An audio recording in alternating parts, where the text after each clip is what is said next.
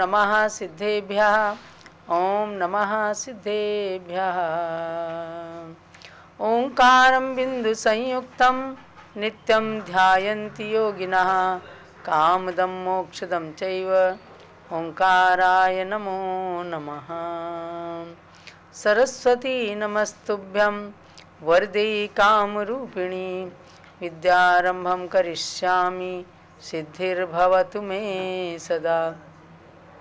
सरस्वती सभा मध्ये सुलक्ष्मी ज्ञान रूपिणी कल्याणी सर्वलोकस्य माता ज्ञानमती मता। बोलो द्वादशांगमयी जिनवाणी माता की जय। रत्नकरण शावकाचार्य का स्वाध्याय प्रारंभ हो रहा है। आचार्य श्री समंतभद्र स्वामी की यह अमूल्य कृति है और श्रावकाचार का मतलब है जिसमें गृहस्थ श्रावक श्राविकाओं का आचार आचरण क्रिया आदि कही गई हैं। ऐसा रत्नों के पिटारे के समान यह रत्नकरण शावकाचार है।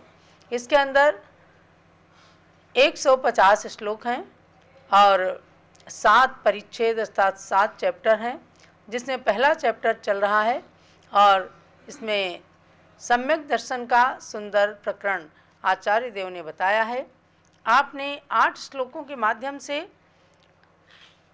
जाना है कि वीतराग भगवान कौन होते हैं। सर्वज्ञता, वीतरागता, हितोपदेशिता, इन 3 गुणों से समन्वित सच्चे आप्त यानी सच्चे देव भगवान होते हैं, जिनकी दिव्य ध्वनि खिरती है और उस दिव्य ध्वनि के आधार पर गणधर देव के द्वारा द्वादशांग निबद्ध किया जाता है और उसी द्वादशांग के अंश रूप में आज चतुर अनुयोग रूप वाणी हमारे समक्ष मौजूद है। उन्हीं में से चरणानुयोग का ये ग्रंथ है रत्नकरण शावकाचार। उसकी कक्षा प्रारंभ करती हूँ। नमः श्री वर्धमानाय निर्धूत कलिलात्मने सालोकानां त्रिलोकानां यद विद्या दर्पणायते। जिनके ज्ञान के अंदर लोक और अलोक की समस्त पर्यायें झलकती हैं, एक साथ झलकती हैं, ऐसे केवल ज्ञानी सर्वज्ञ देव अरिहंत भगवान वर्धमान स्वामी को, महावीर स्वामी को बारंबार नमस्कार करके और सम्यक दर्शन का प्रकरण ये यहाँ पर कहा जा रहा है। तो अब हम 9वें श्लोक की ओर चलते हैं। सच्चे देव, सच्चे शास्त्र और सच्चे गुरु की बात आती है कि इन पर श्रद्धान करना सम्यक दर्शन है। श्रद्धानम परमार्थानाम आप्तागम तपोव्रताम त्रिमूढ़ा पौढ़मष्टांगम सम्यक दर्शन मस्मयम। एक एक चीज का श्लोक में कहे गए एक एक शब्द का अर्थ आगे आगे इन श्लोकों के माध्यम से बता रहे हैं। सच्चे देव के बारे में हमने जान लिया कि जिनके अंदर राग का अभाव होता है, जो हितोपदेशी होते हैं और उनके अंदर 18 दोष नहीं रहते हैं, ऐसे वे भगवान सच्चे आप्त सच्चे ईश्वर कहे जाते हैं। और अब सच्चे शास्त्र की ओर आ रहे हैं। 9वां श्लोक है। आप्तोपज्ञमनुल्लंघ्य मद्द्रष्टेष्ट विरोधकम तत्वोपदेशकृत सार्वम शास्त्रम कापथघट्टनम। इसका बहुत ही सरल और सरस हिंदी पद्यानुवाद भी पढ़ेंगे। जो आप्त कथित है वचन तथ्य जिनका न उल्लंघन हो सकता, प्रत्यक्ष परोक्ष प्रमाणों से जो बाधित कभी न हो सकता। जो सब कुमार्ग का खंडन कर तत्वोपदेश करने वाला, सबका हितकारी सार्वशास्त्र वै भ्रमतम को हरने वाला। शास्त्रम, शास्त्र कैसा शास्त्र? आप्तोपज्ञम, आप्त के द्वारा यानी जिन विशेषताओं से समन्वित आप सच्चे ईश्वर की बात कही है, उस ईश्वर के द्वारा कथित है, जो उस ईश्वर के द्वारा जो दिव्य ध्वनि के द्वारा कहा गया है उसको कहते हैं आप्तोपज्ञम। ऐसे उस शास्त्र का और कैसी उसकी विशेषता है, अनुल्लंघ्यम, वह अनुल्लंघ्य है, मतलब उसका कोई उल्लंघन नहीं कर सकता। यानी कि ऐसा शास्त्र में जो कहा है वो ऐसा होना चाहिए, वैसा होना चाहिए, कोई दुराग्रही कह दे तो बात अलग है, लेकिन जो सम्यक दृष्टि है वह कभी शास्त्र की बातों को झुठला नहीं सकता, इसलिए कि वह सच्चे भगवान के द्वारा, सच्चे आप्त के द्वारा, ईश्वर के द्वारा, सर्वज्ञ देव के द्वारा कहा गया है। तो वह अनुल्लंघ्य है, कोई भी इंद्रादि गण कोई भी उसका उल्लंघन नहीं कर सकते। अदृष्टेष्ट विरोधकम, वह शास्त्र कैसा है, अदृष्टेष्ट विरोधकम, यानी प्रत्यक्ष और परोक्ष प्रमाणों के विरोध से रहित है। प्रत्यक्ष अनुमान आदि के विरोध से बिल्कुल रहित है। प्रत्यक्ष में उसको देखें जाने तो भी कोई विरोध उसका नहीं कर सकता, और अनुमान आदि से भी कोई विरोध नहीं कर सकता। सर्वज्ञ की वाणी ऐसी होती है पूर्वा पर विरोध रहित वाणी, वरना उसकी विशेषता ही क्या है। इसीलिए कहा एक होती है जिनवाणी, एक होती है जनवाणी। जनवाणी प्रत्येक व्यक्ति की वाणी है, उसके अंदर कोई कुछ भी अपने मन से भी कह सकता है क्योंकि वो जनवाणी है। और जिनवाणी माने जिनेंद्र भगवान के द्वारा कही गई जो निर्दोष वाणी है वह कहलाती है जिनवाणी, वह अनुल्लंघ्य है, अदृष्टेष्ट विरोध है, विरोध से रहित है, यानी कि प्रत्यक्ष और परोक्ष इन समस्त प्रकार के विरोधों से रहित जो वाणी है। और क्या, तत्वोपदेश कृत, और तत्वों का उपदेश करने वाला है। वह शास्त्र कैसा है, इधर उधर की खाली कपोल कल्पित कहानियां नहीं कहता। तत्वों का उपदेश, 7 तत्व, 9 पदार्थ, 6 द्रव्य, 5 अस्तिकाएं, इनके अंदर पूरा द्वादशांग भरा हुआ है। अरे आप देखो सठ खंडागम की पुस्तकों को उठा करके देखो, केवल अगर बंध तत्व का वर्णन करेंगे तो पूरा ही बंध स्वामित्व विचय नाम से एक पूरा चैप्टर है 8वीं पुस्तक के अंदर। वेदना का वर्णन करेंगे तो वेदना अनुयोग द्वार जो है उसके अंदर 4 पुस्तकें हैं, 9वीं, 10वीं, 11वीं, 12वीं, ये सब। तो एक एक चीज को, यानी कि 7 तत्व से बहिर्भूत कुछ भी नहीं है। जितना भी आज शास्त्र का समुद्र उपलब्ध है उसके अंदर यदि संग्रह है तो 7 तत्वों का ही संग्रह है। कहीं किसी ग्रंथ के अंदर संक्षेप में उनका वर्णन है, किन्हीं ग्रंथों के अंदर टीका के माध्यम से उन्हीं का बहुत विशेष वर्णन किया जाता है। तो क्या, तत्वोपदेश कृत, तत्वों का उपदेश करने वाला है जो शास्त्र, सच्चे शास्त्र की बात चूंकि चल रही है। और क्या कह, सार्वम, सर्वेभ्यो हितः सार्वः तम सार्वम, अर्थात जिस वाणी के अंदर सबका हित छिपा हुआ है, सबके हित को करने वाली वाणी जिसके अंदर है वह सार्व, सार्वम का पथ घट्टनम, सब में द्वितीय विभक्ति लगाइए। शास्त्रम, फिर शास्त्र के विशेषण क्या दिए, आप्तोपज्ञम, आप्त के द्वारा कथित है, अदृष्टेष्ट विरोधकम, जो पूर्वापर विरोध से रहित है, अनुल्लंघ्यम, जो किसी के द्वारा उल्लंघन जिसका नहीं हो सकता, और सार्वम, जो सभी का हित करने वाला है, ऐसा। और कापथ घट्टनम, मिथ्या मार्ग का माने कुपथ, कुपथ माने मिथ्या पथ, और मिथ्या पथ माने जो संसार में परिभ्रमण कराने वाला मार्ग है वह मिथ्या मार्ग कहलाता है, वह मिथ्या पथ कहलाता है। तो कापथ घट्टनम यानी कि मिथ्या मार्ग का जिससे निराकरण हो जाता है। मिथ्या मार्ग की ओर सच्चा शास्त्र कभी भी नहीं ले जा सकता। और जो कुशास्त्र हैं वो जो है पत्थर की नाव के समान होते हैं। कुशास्त्र हो, कुगुरु हो, कुधर्म हो, तो ये सब पत्थर की नाव के समान होते हैं। स्वयं जो व्यक्ति उसमें रहता है, पत्थर की नाव में बैठ जाता है, तो आप डूबे पांड्या ले डूबे जजमान, खुद भी डूब जाता है, क्योंकि पत्थर की नाव तो भारी होती है, इसलिए कहीं भी पत्थर की नाव नहीं होती हैं। अगर समुद्र को, नदी को पार करना होता है तो लकड़ी की नाव ही होती हैं। और उस पर बैठ करके नाविक जो है वो समुद्र से या नदी से पार लगा देता है, पार करा देता है। तो वह पार कराने वाली नाव होती है। ऐसे ही भक्ति की नाव, सम्यक दर्शन की नाव जो है वो संसार से पार करने वाली है। इसलिए सच्चे शास्त्र के लक्षण में बताया कि कापत घट्टनम, यह मिथ्या मार्ग का निराकरण करने वाला है।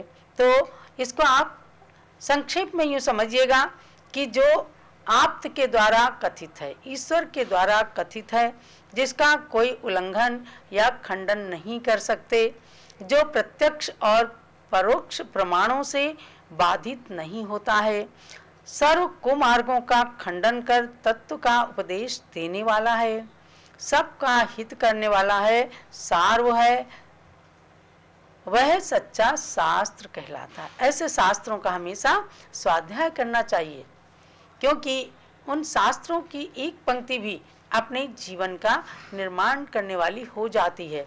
इसलिए आप सब स्वाध्याय परमम तपः, स्वाध्याय को परम तप समझ करके और स्वाध्याय जरूर करें। एक नियम कर लें कि हम किसी ना किसी सच्चे शास्त्र का, चाहे वो प्रथमानुयोग का हो, चाहे करणानुयोग, चरणानुयोग या द्रव्यानुयोग का, क्रम से ऐसे शास्त्रों का, सच्चे शास्त्रों का 2-4 लाइन स्वाध्याय अवश्य करेंगे। स्वाध्याय का मतलब ही होता है कि स्व का अध्ययन, यानी स्व माने आत्मा का अध्ययन। आत्मा का अध्ययन क्या है? आत्मा तो अमूर्तिक रूप में शरीर के अंदर छिपी है, यानी जो अध्ययन आत्मा के निकट पहुंचाए उसको कहते हैं स्वाध्याय। जो केवल हंसी मजाक करने वाले शास्त्र हैं, जो मिथ्या मार्ग की ओर ले जाने वाले शास्त्र हैं, वो कभी भी सच्चे शास्त्र नहीं कहे जा सकते। तो ये हुआ सच्चे शास्त्र का लक्षण। ये प्रसंग के अनुसार इसलिए बता रहे हैं कि सच्चे देव, सच्चे शास्त्र और सच्चे गुरु पर श्रद्धान करना वह सम्यक दर्शन है। तो सच्चे देव की बात बताई, सच्चे शास्त्र की बात बताई। अब हम चलते हैं सच्चे गुरु के पास। सच्चे गुरु कैसे होते हैं? तो समंतभद्र स्वामी के शब्दों में सुनिएगा। विषयासावसातीतो निरारंभो परिग्रह ज्ञान ध्यान तपोरक्तस् तपस्वी सह प्रशस्यते। क्या सुंदर बात है। आज भी ऐसे तपस्वी संसार के अंदर हैं और खास करके भारत की धरती पर हैं, जिनकी तपस्या के कारण आज भी देश का मस्तक गौरव से ऊंचा उठा हुआ है। ऐसे सच्चे गुरुओं के लिए कहते हैं विषय आशा वश से अतीत जो रहते हैं, यानी कि इसका हिंदी में पद्यानुवाद पढ़िएगा। जो विषयों की आशा के वश नहीं कभी हुए ना होते हैं, आरंभ परिग्रह से विरहित निर्ग्रंथ दिगंबर होते हैं। जो ज्ञान ध्यान और तप में ही अनुरागी देखे जाते हैं, वे सच्चे साधु तपस्वी हैं, वे ही गुरुदेव कहते हैं। सच्चे गुरु माने संत, संसार का अंत करने के लिए जो पुरुषार्थरत हैं वे सच्चे संत होते हैं। ये संक्षेप में समझना। अब उनके लिए क्या कहा? जो विषयों की आशा के बस में नहीं रहते, उससे रहित हो जाते हैं। अगर इस पर्सन इंद्री कहती है कि हमें अच्छे अच्छे गद्दे में सोना है, डनलप के गद्दे पर, तो उसकी बात नहीं मानते और वे चटाई पे सोते हैं, जमीन पर सोते हैं, शिला पर सोते हैं, यानी कि इस पर्सन इंद्री को अपने वश में कर लेते हैं। रसना इंद्री कहती है कि आप जो है अच्छे अच्छे पदार्थ क्यों नहीं खाते, इस संसार में मिले हुए उनको तो खाते नहीं हो, आगे की चाहना रखते हो। तो यही तो कहा इंद्रिय निरोधस तपः। तप किसे कहते हैं? इंद्रियों की इच्छाओं को निरोध करना, रोकना, यही तप है। जब आप लोग भी देखो व्रत करते हो तो उसमें निरोध करते हो, नहीं, अपनी इंद्रियों को रोकते हो, उन पर अनुशासन करते हो कि नहीं हमें 2 बार रोज हम खाते थे, एक दिन हम अष्टमी चतुर्दशी को 1 बार खाएंगे या उपवास करेंगे। तो उपवास करते तो भूख प्यास नहीं लगती ना, क्योंकि उधर की तरफ मन नहीं जाता, उधर से इच्छाओं को हटा लेते हैं, तो वह इंद्रियों को वश में करना हो गया। तो विषयासा वशाती, तो यानी पंचेंद्रिय विषयों की आशा से जो रहित हो जाते हैं।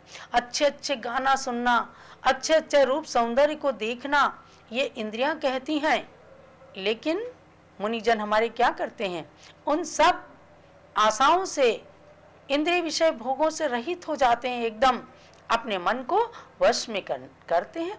इसलिए उनके लिए कहा गया कि आप 3 समय सामायिक करो, 2 बार प्रतिक्रमण करो, आपके पास समय नहीं बचेगा, 4 समय स्वाध्याय करो, तो समय बिल्कुल उसी के अंदर, यानी कि इंद्रिय विषय भोगों से रहित हो जाएगा और अपनी आत्मा की ओर उन्मुख हो जाएगा।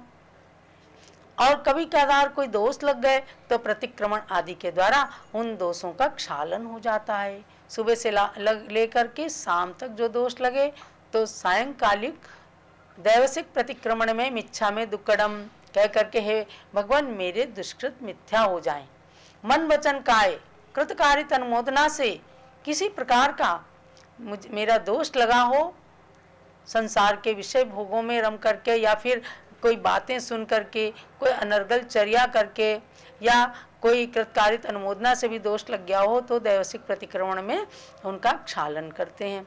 ऐसे ही पूरे रात भर में जो दोष लगे हों तो प्रातः काल प्रतिक्रमण करते हैं, तो उसको कहते हैं रात्रिक प्रतिक्रमण।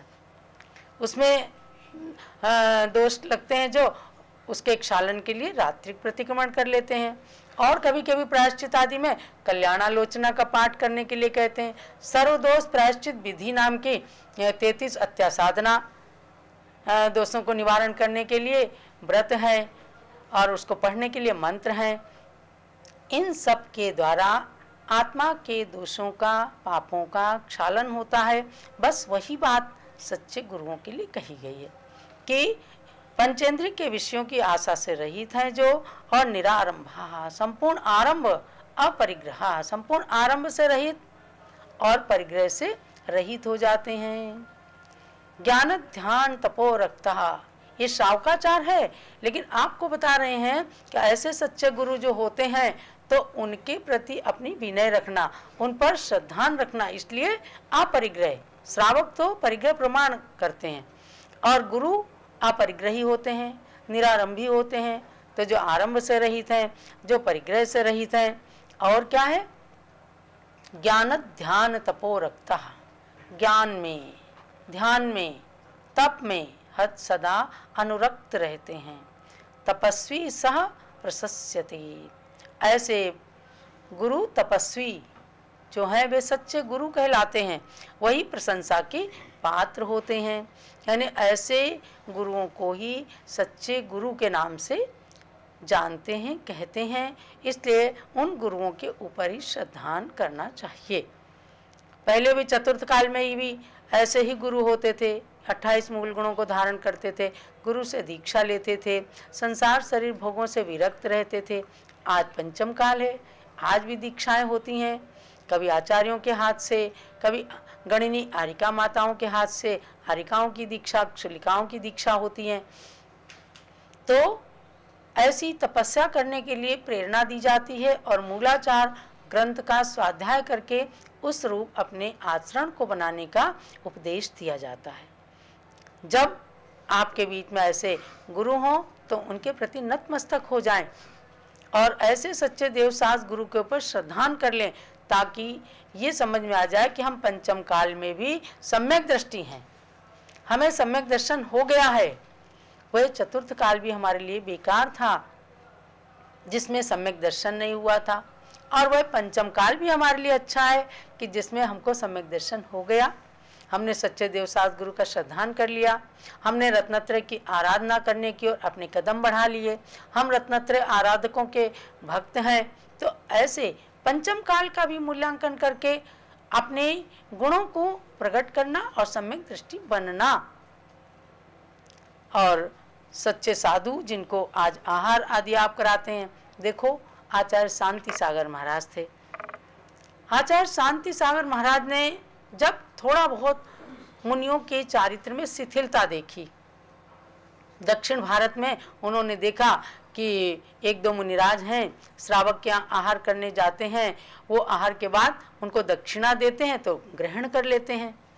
ऐसा देखा तो उन्होंने अपने गुरु जो मुनि देवेंद्र कीर्ति जी थे उनको भी समझाया, गुरुदेव हम आरंभ परिग्रह छोड़ चुके हैं, हमें कोई पैसा नहीं लेना है, हमें कोई दक्षिणा नहीं लेना है।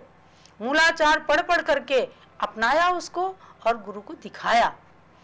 तब गुरुदेव ने स्वयं प्रायश्चित लिया और वह परंपरा फिर निर्दोष परंपरा चली।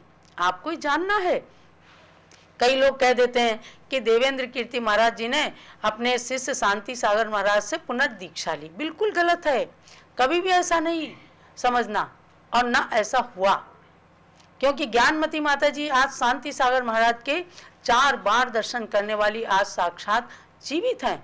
उन्होंने उनकी चर्या देखी है, उन्होंने आरिका छुल्लिका अजितमती अम्मा के मुख से बहुत सारी बातें भी सुनी है। बस केवल इतना था कि मूलाचार के अनुसार जिस क्रिया में दोष था उसका क्षालन किया, उसका प्रायश्चित किया।